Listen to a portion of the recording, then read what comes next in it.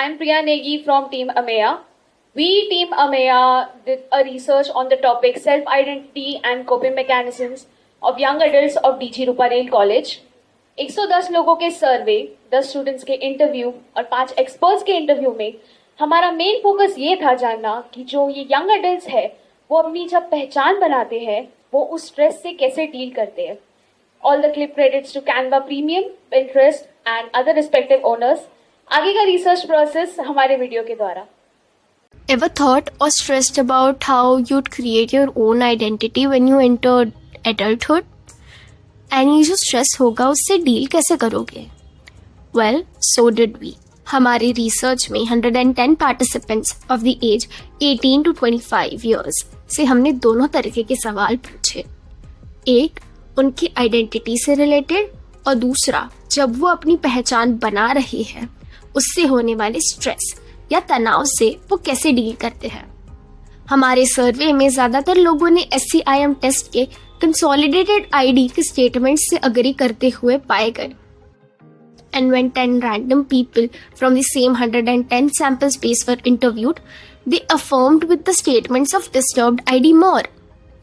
Interview में लोगों ने ये भी बताया कि वो अनसर्टेन, कंफ्यूज्ड और डिजेक्टेड फील करते हैं. 70% said yes to feeling conflicted about their identity.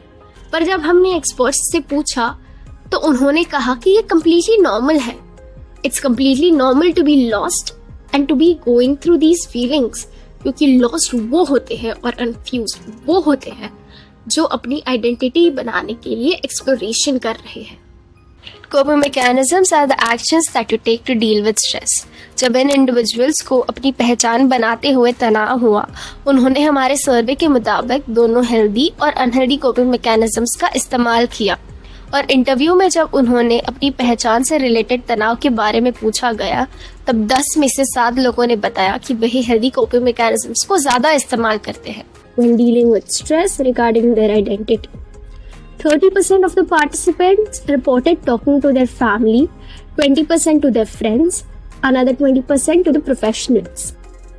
पर इस पर हमारे एक्सपर्ट्स ने ये कहा कि लोगों को अपनी हॉबीज जैसे कि आर्ट, म्यूजिक, इन सारी चीज़ों को अपनी कोपिंग मैकेनिज्म्स की तरह इस्तेमाल करना चाहिए और अपने रोज के टाइम टेबल यानी दिनचर्या में खुद का समय खुद को देना ज़रूरी है.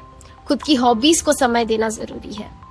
फाइनली हमारी एडवोकेसी में हमने अपने अटेंडीज के साथ रिसर्च की इंफॉर्मेशन शेयर की और उनके साथ क्विज, स्नेक्स एंड लैडर जैसे मनोरंजक गेम्स खेल के उन्हें इम्पोर्टेंट इंफॉर्मेशन दी. इसी साथ वे बेस्ट फ्रेंड नामक एक शॉर्ट फिल्म दिखाई और लोगों को अनहेल्दी कोपिंग मैकेनिज्म्स और एडिक्शन के लूप के बारे में समझाया. This was our research process.